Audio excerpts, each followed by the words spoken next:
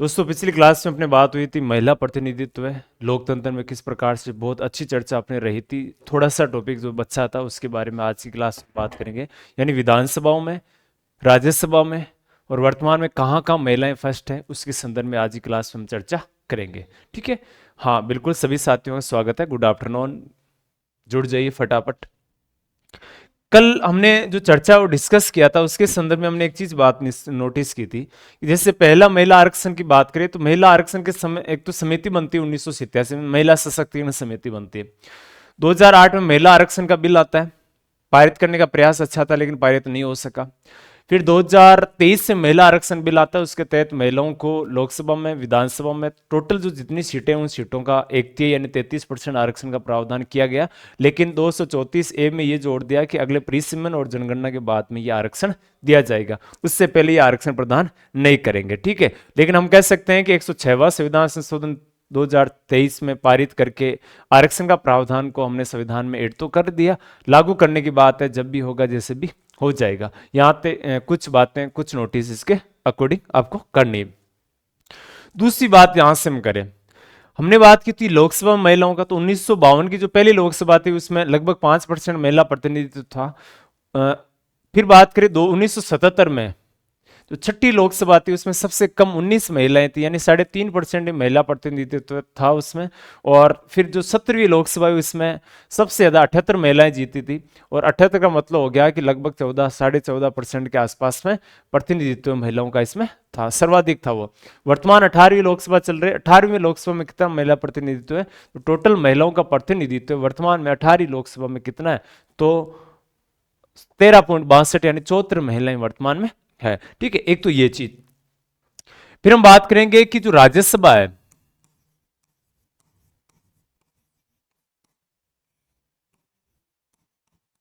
राज्यसभा में महिला प्रतिनिधित्व क्या है।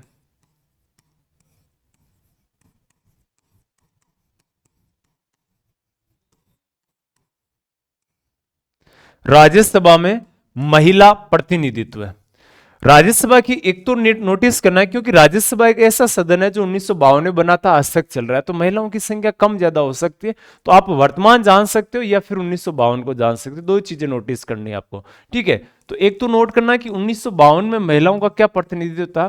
तो 1952 में राज्यसभा में 216 सीटों में से 15 महिला थी। कितनी महिलाएं थी इसमें, 215 सीटों में। 1952 की बात करें तो शुरुआत में 15 महिलाएं इसमें थी, तो हम कह सकते हैं कितना परसेंट हुआ, तो 7.31% महिला प्रतिनिधित्व 1952 में राज्यसभा में था।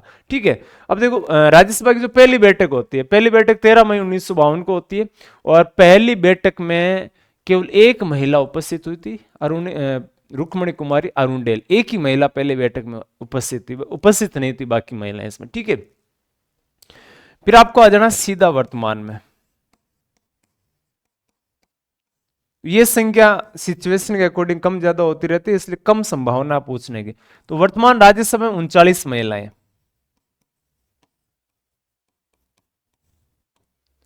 245 सीटें हैं, और 245 में से अधिकतम तो 250 है, लेकिन 245 में से 39 महिलाएं वर्तमान में है, तो लगभग 15-16% के आसपास महिला प्रतिनिधित्व वर्तमान में है, किसमें, राज्यसभा में। अच्छा, कुल मिला के हम बात करें तो वर्तमान में ये कंडीशन ठीक ठाक स्थिति वर्तमान में है। फिर देखो कुछ अन्य जानकारी और महिलाओं के बारे में।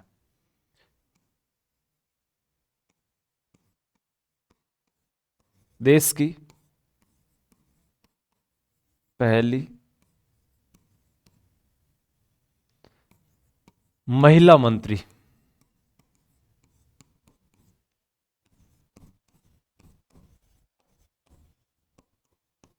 राजकुमारी अमृता कौर, पंजाब से थी। कौन सी मंत्री बनी थी ये, स्वास्थ्य मंत्री बनी थी। कब बनी थी, 1952 की बात कर रहे हैं। 1952 में देश की पहली महिला मंत्री बनी थी, स्वास्थ्य मंत्री। ठीक है,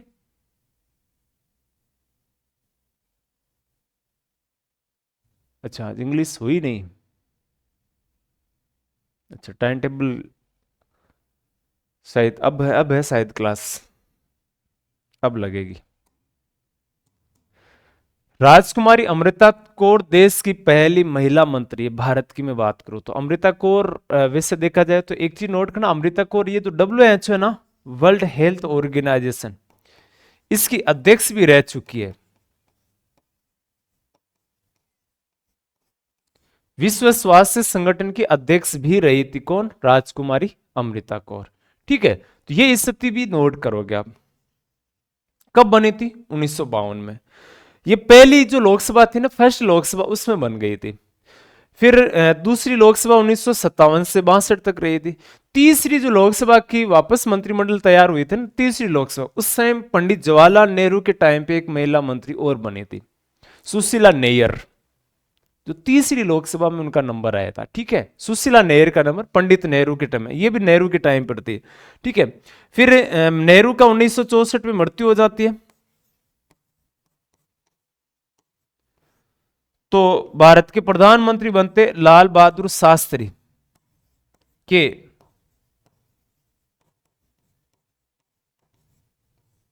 प्रधानमंत्री काल में 3 महिला मंत्री थी।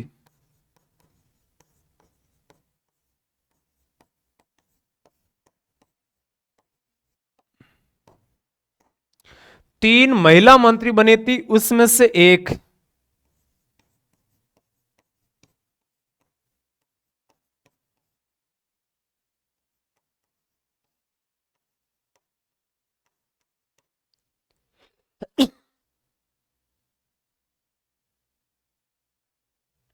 जिसमें से एक कौन बनी, इंदिरा गांधी।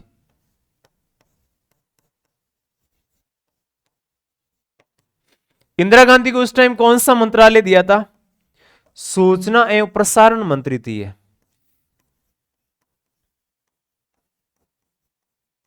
सूचना एवं प्रसारण मंत्री थी ये। 66 के बाद में इंदिरा गांधी भारत की प्रधानमंत्री बन गई थी। ठीक है, तो पहली बार नोट करें तो पहली महिला मंत्री तो कौन बनी, राजकुमारी अमृता कौर, देश की पहली स्वास्थ्य मंत्री, और मंत्री भी महिला यही थी। WHO के अध्यक्ष भी रह चुकी है।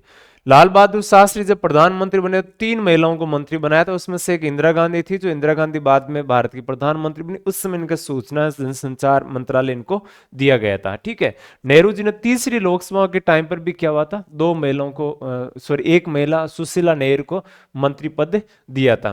ये भी पॉइंट आपको क्या कर लेना, नोट करना है। फिर दूसरी बात करें 1952 की, अच्छा बात, राजस्थान से लोकसभा 1952 में जो चुनाव हुई उसमें 4 महिलाओं ने चुनाव लड़ा, एक भी नहीं जीती थी, ध्यान रखना। ठीक है, फिर यहां से बात करूं तो राज्यसभा की पहली मनोनीत महिला,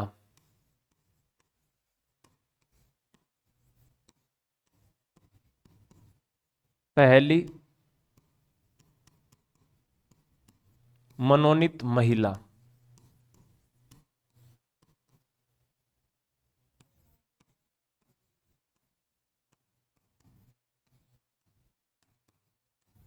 रुक्मणी देवी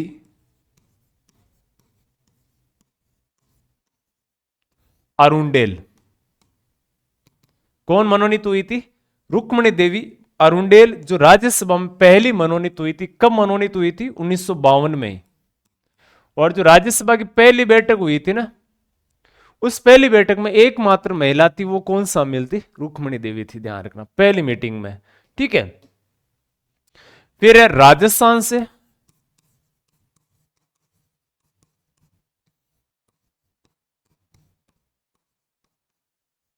पहली महिला राज्यसभा सदस्य, और ये बनने वाली महिला कौन थी,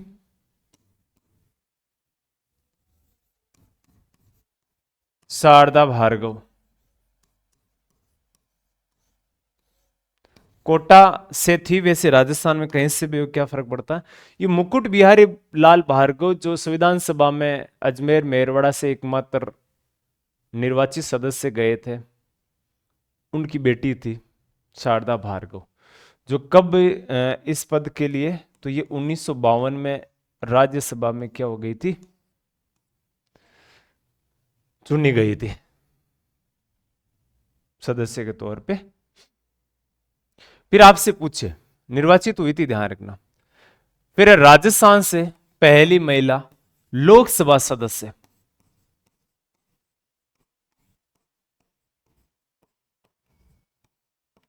और नाम याद रखना है गायत्री देवी। कब? 1962 में। जयपुर के शासक थे ना स्वामी मान सिंह सेकंड, उनकी पत्नी थी गायत्री देवी। ये जयपुर से लोकसभा में पहली बार महिला के तौर पे इन्होंने प्रतिनिधित्व यानी जीतकर लोकसभा में निचले सदन, जनता के सदन में चुनी गई थी। ठीक है, इसके अलावा कुछ और बातें कर ही लेते हैं इसमें।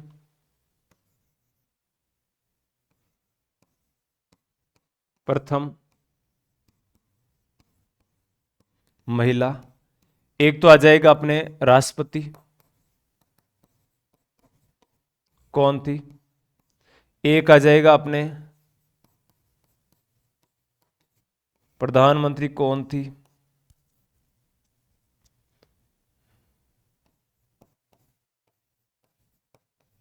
राज्यपाल।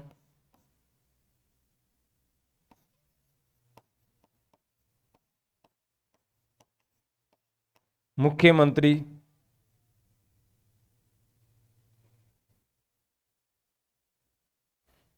कौन बनी थी?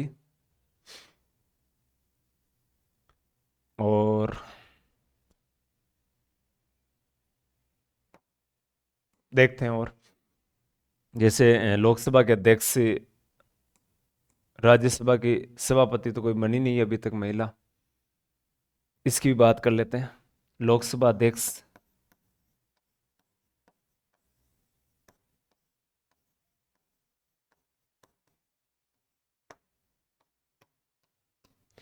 राष्ट्रपति बनी थी प्रतिभा देवी पाटिल।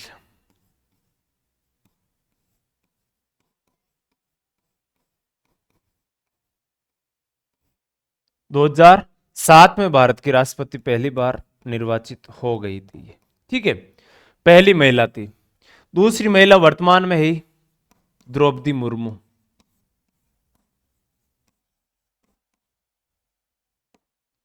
कब से?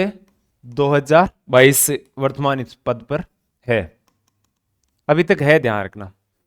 प्रधानमंत्री एक ही बनी है, और वो कौन बनी थी? श्रीमती इंदिरा गांधी।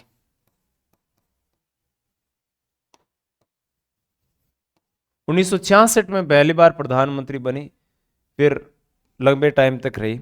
राज्यपाल की बात करें तो राज्यपाल बनी थी सरोजनी नायडू, श्रीमती सरोजनी नायडू। कब, किस देश, किस प्रदेश की बनी थी? ये उत्तर प्रदेश की बनी थी। ठीक है, मुख्यमंत्री की बात करें तो सुचेता कृपलानी।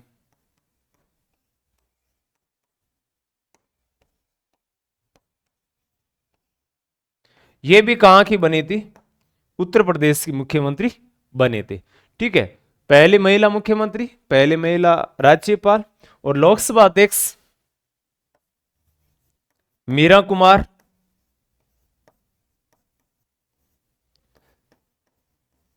2009 पहली महिला। दूसरी महिला सुमित्रा महाजन।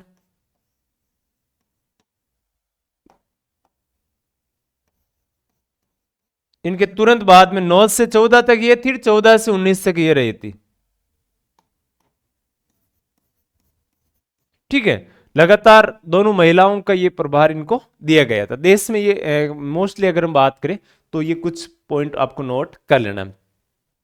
इसके अलावा जैसे आपको याद है कि न्यायालय की बात करें तो देखो सुप्रीम कोर्ट की पहली महिला न्यायाधीश, यानी मैं शॉर्ट में लिख दूं सुप्रीम कोर्ट यानी सर्वोच्च न्यायालय की प्रथम महिला न्यायाधीश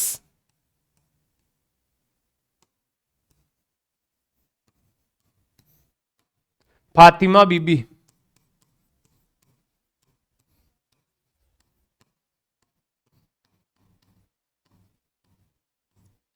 और इसके साथ में आप चाहो तो हाई कोर्ट की भी लिख लेना।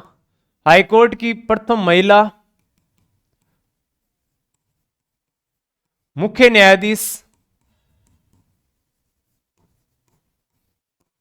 और ये बनी थी लीला सेठ।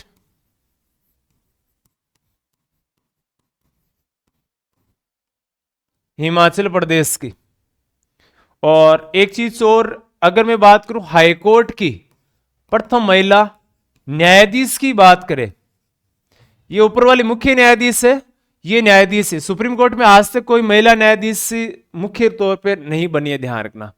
सुप्रीम कोर्ट के आज तक कोई मुख्य महिला न्यायाधीश नहीं बनी है, जबकि हाई कोर्ट में मुख्य और अन्य दोनों बन चुकी है। ठीक है, तो प्रथम महिला न्यायाधीश का नाम आए तो नोट कर लेना, अन्ना चांडी। ये कहां की बनी थी? केरल की बनी थी। ठीक है, और मैं राजस्थान की भी बात कर लूं। राजस्थान हाई कोर्ट की प्रथम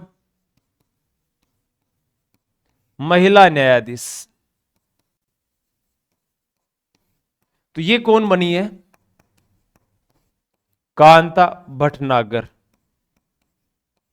ठीक है, ये चारों बातें आपको राजस्थान के और भारत के अकॉर्डिंग थोड़ा महिलाओं का प्रतिनिधित्व है, तो यहां से भी आपको ध्यान दे लेना है। ठीक है, अच्छा, फिर बात आएगी अपने कि जो राज्यों की विधानसभाएं होती है, विधानसभाओं में महिलाओं का क्या प्रतिनिधित्व है, कितना परसेंट है, कितनी उपस्थिति इसमें है? राज्यसभा में अगर हम बात करें तो, ठीक है, राज्यसभा होगी, लोकसभा होगी। और थोड़ा सा और ध्यान दे लेना, यहीं से मैं बात करूं, एक तो वर्तमान में ना, वर्तमान केंद्रीय मंत्रिमंडल में महिलाओं का क्या प्रतिनिधित्व है? केंद्रीय मंत्रिमंडल में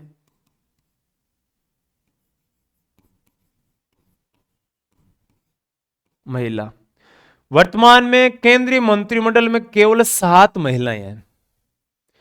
केंद्रीय मतलब मोदी सरकार जो है ना, उसके मंत्रिमंडल में कितनी महिलाएं मंत्री है?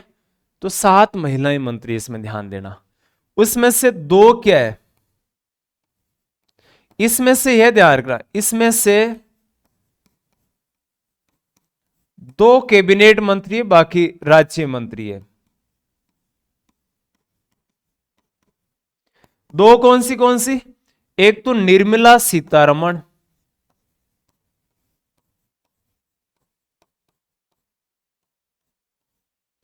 और दूसरा याद रखना है अन्नपूर्णा देवी।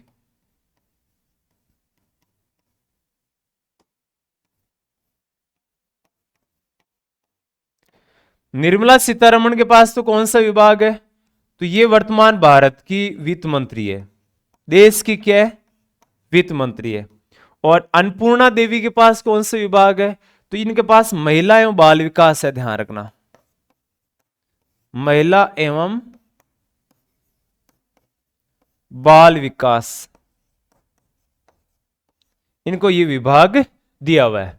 ठीक है, तो यही कंडीशन है वर्तमान में देश में महिलाओं की, और मंत्रिमंडल जो है ना केंद्रीय, उसमें महिलाओं की स्थिति की बात करें। ठीक है, राजस्थान में हमने बात कर लिया। राजस्थान से 3 महिलाएं वर्तमान में लोकसभा में है, और एक जो राज्यसभा में, अपने राज्यसभा में सीटें कितनी है? राज्यसभा में राजस्थान से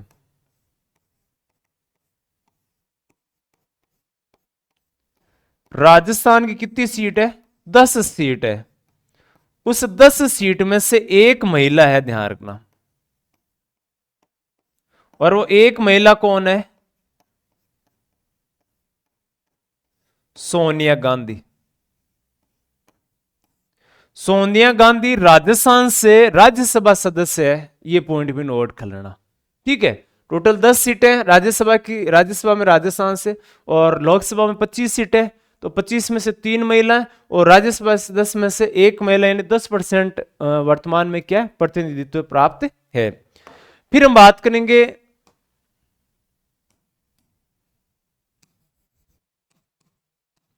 विधानसभाओं की।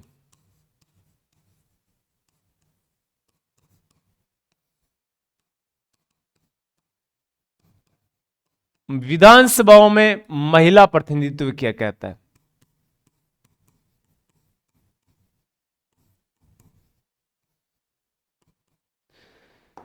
देखो आपसे ये पूछे ना कि राष्ट्रीय औसत कितना है महिला प्रतिनिधित्व का, राष्ट्रीय औसत, तो राष्ट्रीय औसत तो है विधानसभाओं में कितना परसेंट, 9%। औसत 9-10 ऊपर नीचे रहता है, 20% से ऊपर किसी राज्य में महिलाओं का प्रतिनिधित्व किसी राज्य में नहीं है। अधिकांश में 9 से 10 से कम भी है, ऊपर भी, औसत है, ध्यान रखना। इसके आसपास में राष्ट्रीय औसत महिला प्रतिनिधित्व का रहता है, किसमें, विधानसभाओं। और अगर मैं बात करूं दुनिया यानी विश्व, दुनिया की संसदों में भारत का महिला प्रतिनिधित्व में रैंक,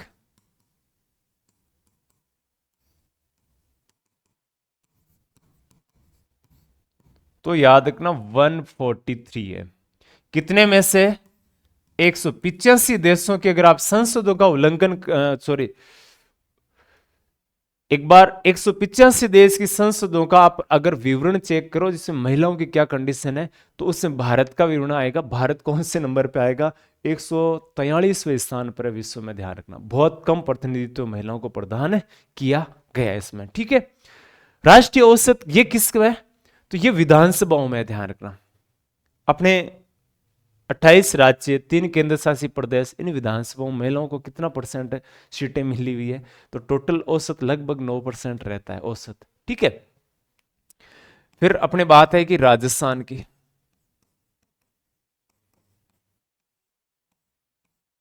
भाई राजस्थान क्या कहता है इस मामले में, तो राजस्थान कहां से अग्रणी हो जाएगा बताओ, इसी लेवल में राजस्थान है फिर, ठीक है। तो राजस्थान में क्या कंडीशन है, तो राजस्थान की देखो, एक तो हम बात कर लेंगे 1952 में, 1952 के जो आम चुनाव हुए थे उसमें आम चुनाव में कोई महिला विधानसभा सदस्य नहीं बनी थी, एक भी महिला विधानसभा सीट नहीं जीती थी। फिर उपचुनाव हुए थे और उपचुनाव में एक महिला जीत कर आई थी, उसका नाम था यशोदा देवी। क्योंकि 1952 के जो 1952 में जो उपचुनाव हुए थे, सॉरी चुनाव हुए थे ना, आम चुनाव, उन आम चुनाव में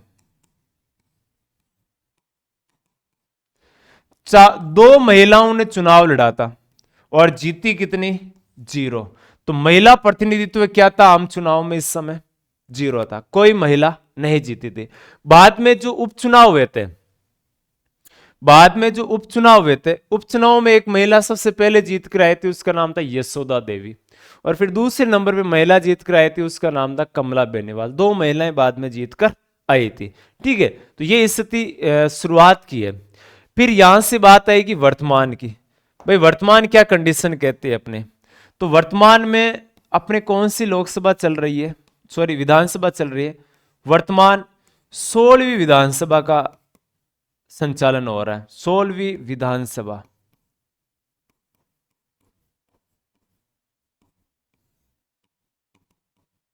सोलहवीं विधानसभा में टोटल महिलाओं की संख्या वर्तमान में कितनी है, 21 महिलाएं। कितनी महिलाएं, 21 महिलाएं वर्तमान में 16वीं विधानसभा में है, ध्यान रखना। पहला पॉइंट तो ये, इसमें से भी 16 में से आपको नोट करोगे कि भाजपा से कितनी महिलाएं, कांग्रेस से कितनी महिलाएं, और निर्दलीय, आईएनडी का मतलब निर्दलीय कितनी महिलाएं।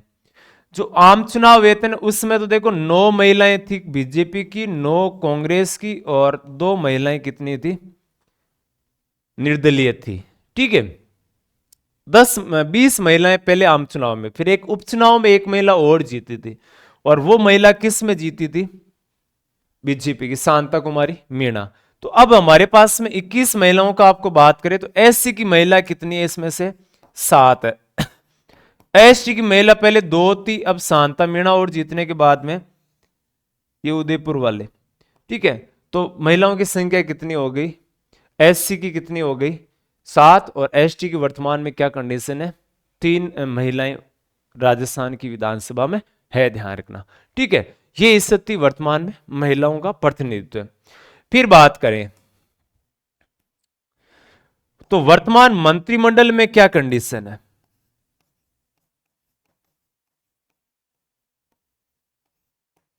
वर्तमान मंत्रिमंडल में दो महिलाएं हैं। दो महिला कौन सी?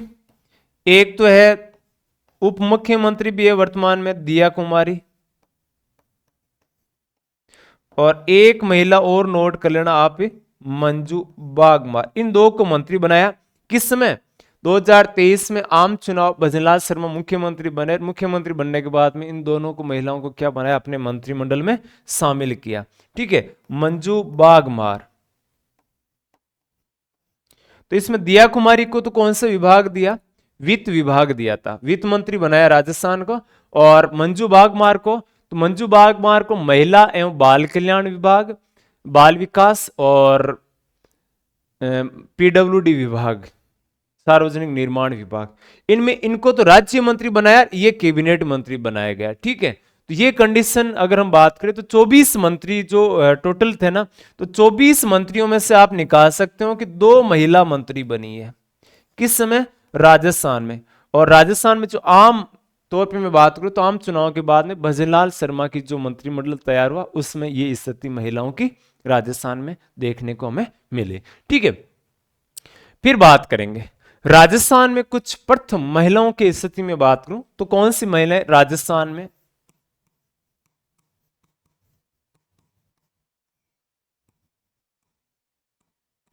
प्रथम महिला। अब किस क्षेत्र में कौन से कार्य महिलाओं के अकॉर्डिंग, महिलाओं के द्वारा अच्छे कार्य किए गए, किस क्षेत्र में, किस फील्ड में महिला फर्स्ट रही है, इसकी बात अब हम करते हैं। इसमें देखो,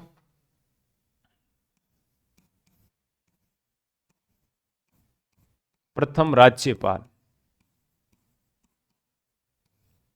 कौन बनी? प्रतिभा पाटिल। कब बनी? 2004 से 2007। दूसरी महिला प्रभा राव, तीसरी महिला मार्गरेट अल्वा, तीन महिलाएं बनी थी। ठीक है, प्रथम, प्रथम और एकमात्र मुख्यमंत्री, नाम क्या याद रखोगे? वसुंधरा राजे। कब बनी पहली बार? ये 2003 में बनी, 8 तक रही थी। प्रथम राजस्थान से महिला विधायक यानी एमएलए, और एमएलए बनने वाली महिला कौन थी? यशोदा देवी। ये बांसवाड़ा से बनी थी, ध्यान रखना, प्रजा सोशलिस्ट पार्टी से उपचुनाव में जीत कर आई थी 1953 के में। फिर महिला मंत्री, और पहली महिला मंत्री कौन बनी? कमला बेनीवाल। कब बनी थी ये भी? 1954 में मोला सुखाड़िया के मंत्रिमंडल में शामिल हुई थी। ठीक है, मोला सुखाड़िया जो 1954 से लेकर 1971 तक लगातार राजस्थान के मुख्यमंत्री रहे थे। 54 में इनको उपमंत्री बनाया था, किसको? कमला बेनीवाल को। ठीक है, ये चीज आपको नोट करनी है। फिर हम बात करें कि महिला राज्यपाल हो गई, मुख्यमंत्री, विधायक, पहली महिला उप मुख्यमंत्री,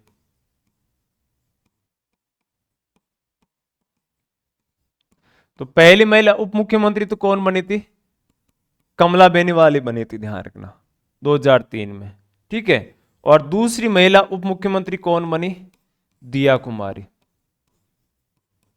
ये 2023 को बनी। ठीक है, ये कब बनी थी उप मुख्यमंत्री? तो पहली बार ये बनी थी उप मुख्यमंत्री 2003 में, और उप मुख्यमंत्री में सबसे कम कार्यकाल भी कमला बेनीवाल का है, ध्यान रखना। ठीक है, फिर है प्रथम महिला विधानसभा अध्यक्ष,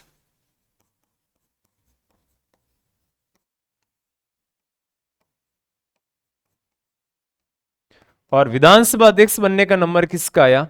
सुमित्रा सिंह।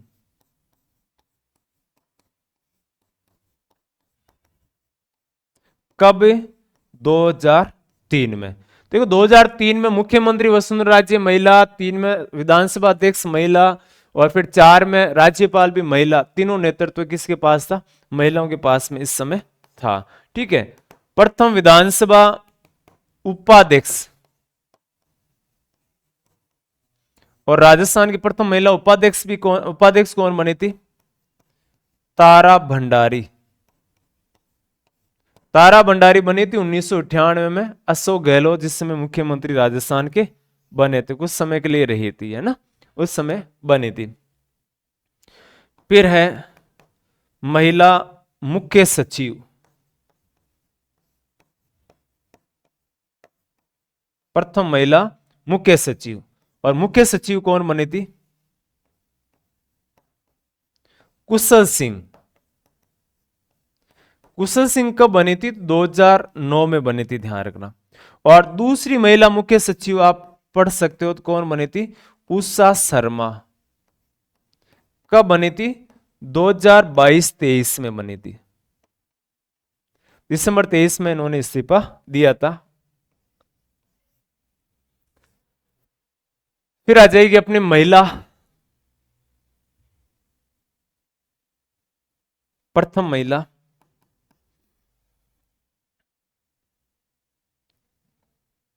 उच्च न्यायालय की न्यायाधीश ले लेते हैं, हाई कोर्ट की न्यायाधीश। और न्यायाधीश कौन बनी थी? कांता भटनागर।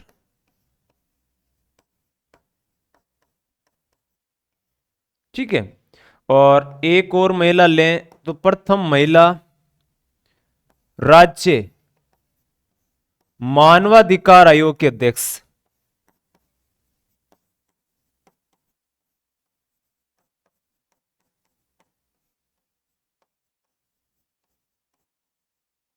और ये अध्यक्ष भी कौन थी? कांता भटनागर। 2000 में बनी थी। ये सब महिलाएं फर्स्ट है, ध्यान रखना, हर क्षेत्र में। नेक्स्ट में बात कर लूं, नंबर 11,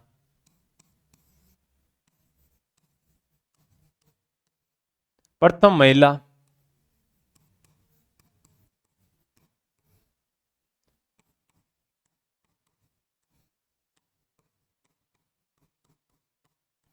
वित्त आयोग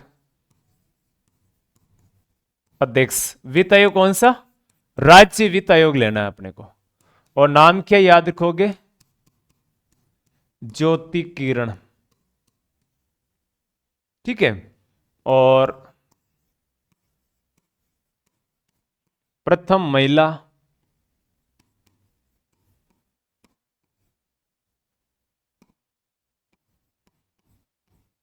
राज्य महिला आयोग अध्यक्ष।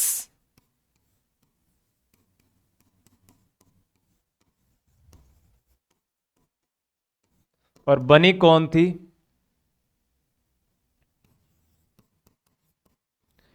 कांता कथूरिया।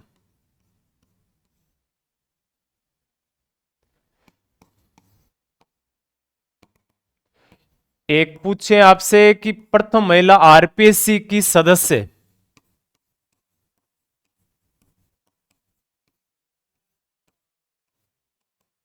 और कौन बनी थी?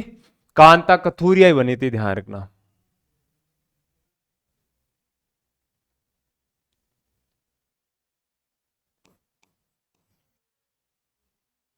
कांता कथूरिया इसमें सदस्य पहली बार बने थे। और आरपीएससी की प्रथम सदस्य, सॉरी सचिव, आरपीएससी की प्रथम महिला सचिव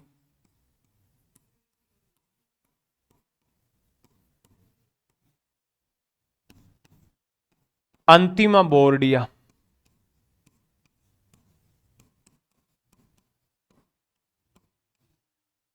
ये सब महिलाएं क्या रही हुई है? अपने क्षेत्र में फर्स्ट रही हुई है। ठीक है, आरपीएससी है, जैसे राज्य मानवाधिकार आयोग है। मानवाधिकार आयोग में तो कोई महिला अध्यक्ष बनी नहीं है अभी तक। वित्त आयोग की जरूर महिला अध्यक्ष बनी है। कई सारी महिलाएं इस क्षेत्र में अपने अपने क्षेत्र में नंबर फर्स्ट आई है।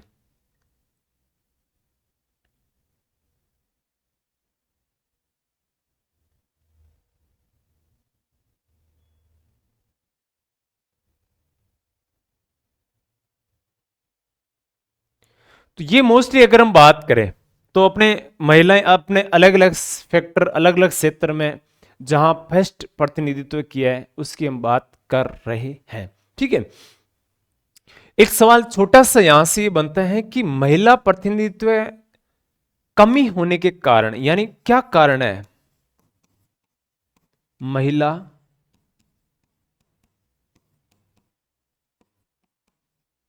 प्रतिनिधित्व कम रहने के कारण?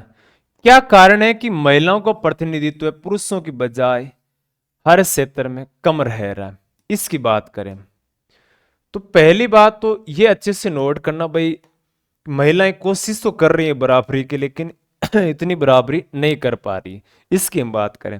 हर क्षेत्र में, कुछ क्षेत्र में देखो, एक तो इतनी जिज्ञासा नहीं होती राजनीति के क्षेत्र में, एक शिक्षा का अभाव होता है, वो भी एक कमी है। एक समाज के जो रूल्स नियम है उनमें महिलाओं का जकड़े हुए रहना, उनका दबाव डालना, महिलाओं को आगे बढ़ने से रोकना, रूढ़िवादिता, क्रूर प्रवृत्तियां, इस प्रकार ये सारी चीजें महिलाओं का जो नेतृत्व है उसको क्या कर देती है, कमजोर करने का कार्य करती है। ठीक है, तो 5-7 पॉइंट आपको नोट कर लेना। जैसे मैं एक पॉइंट लिखूं, लिंग संबंधी समस्या।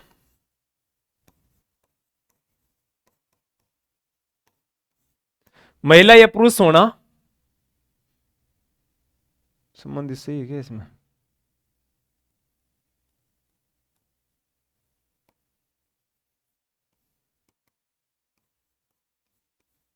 रूढ़िवादिता,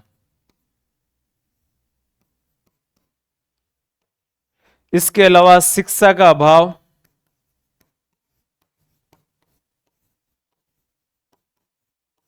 यह भी एक प्रकार का कारण है। संसाधनों का अभाव, पर्याप्त रूप से महिलाओं को संसाधन नहीं मिल पाती है, पर्याप्त रूप से महिलाओं को शिक्षा नहीं मिल पाती है।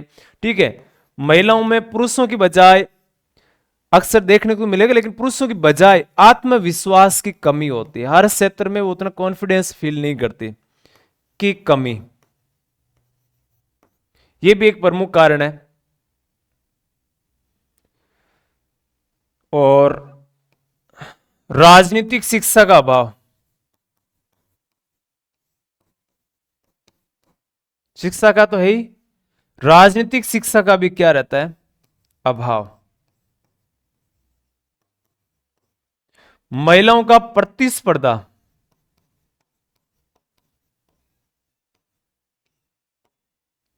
महिलाओं की अत्यधिक प्रतिस्पर्धा होना, यह भी एक प्रकार से हम कह सकते हैं महिलाओं का पिछड़ने का प्रमुख कारण होता है। ठीक है, या मैं कह सकता हूं कि राजनीति में इच्छा शक्ति का कम होना, लिखा नहीं ना,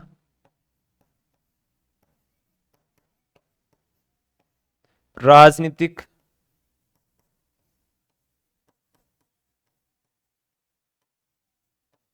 इच्छा शक्ति की कमी, राजनीति में ज्यादातर महिलाएं भागीदारी नहीं रहती।